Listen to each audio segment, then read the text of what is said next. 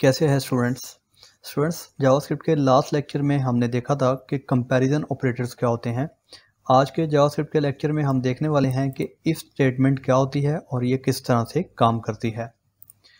VS code मैंने open कर लिया है और index.html की फ़ाइल एक बनाई हुई है और एक स्टाइल के लिए फ़ाइल बनाई है। जो आपको ये हेडिंग 1 कलरफुल नज़र आ रही है, फ़ॉन्ट फैमिली चेंज नज़र आ रही है, ये मैंने यहाँ पे इसकी स्टाइलिंग की हुई है कोई थोड़ी सी, इस वजह से आपको कलरफुल नज़र आ रहा है।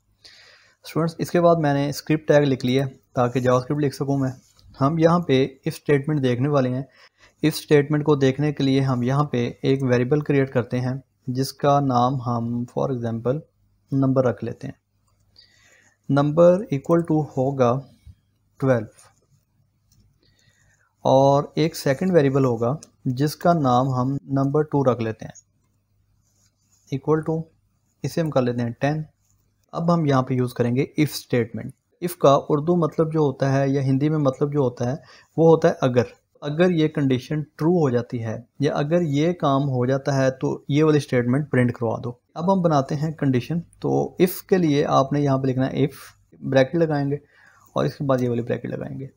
अब इसके बाद आपने इस ब्रैकेट में जो कर्ली ब्रैकेट है इसमें आपने स्टेटमेंट लिखना होती है। अब स्टेटमेंट से क्या मुराद है, हमने यहाँ पे कंपैरिजन करना होता है। कंपैरिजन कैसे होगा, फॉर एग्जांपल मैं यहाँ पे लिख देता हूँ इफ़ नंबर ग्रेटर देन। ये ग्रेटर देन क्या होता है ये अगर आपको नहीं पता तो ऊपर मैं आई बटन में इस लेक्चर का लिंक दे दूंगा, तो आप देख सकते हैं कि कंपैरिजन ऑपरेटर कैसे यूज़ होते हैं, उनका काम क्या क्या होता है।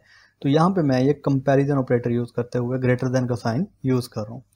अब मैं कह रहा हूँ इफ़ नंबर ग्रेटर देन है नंबर 2 के तो क्या करो।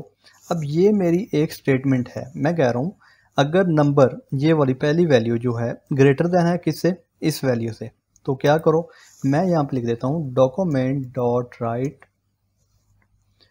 इसमें हम लिख लेते हैं कि एक H1 बनाता हूँ, मैं ये H2 बना लेता हूँ। H2 में लिख देता हूँ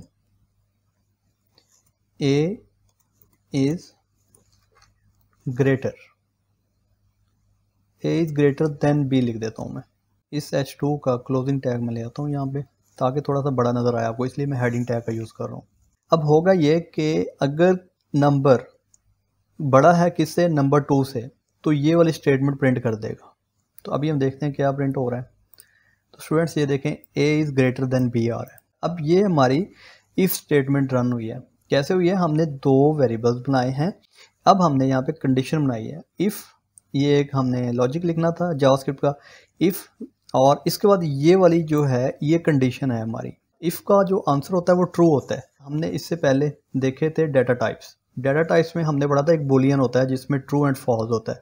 अगर आपको डाटा टाइप्स का नहीं पता तो मैं इस लेक्चर का लिंक भी ऊपर आई बटन में दे दूंगा, आप उस लेक्चर को जाके पहले देख लें ताकि आपको अच्छे से ये वाला लेक्चर भी समझ आ जाए। इसको मैं कर देता हूँ 15 नंबर 2 को। तो अब यहाँ पे क्या आएगा, अब यहाँ पे आपको कुछ भी नज़र नहीं आएगा। क्यों नहीं आएगा, क्योंकि कंडीशन फॉल्स हो गई है। फॉल्स किस सेंस में हो गई है, हम यहाँ पे कह रहे हैं कि नंबर ग्रेटर देन है नंबर 2 से। क्या इस नंबर की वैल्यू 15 से ज़्यादा है? 15 तो हमने यहाँ पे लिखा हुआ है जबकि यहाँ पे हमने 12 लिखा हुआ है।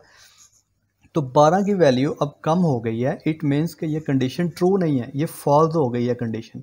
इस वजह से ये वाला रिज़ल्ट हमें नज़र नहीं आ रहा अब। तो इसके बाद इसी तरह की मैं एक एग्जांपल और बनाता हूँ। इसको मैं कर देता हूँ कमेंट।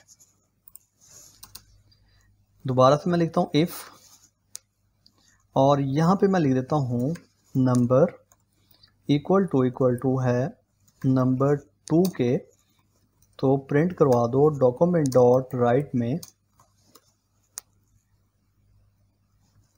Number is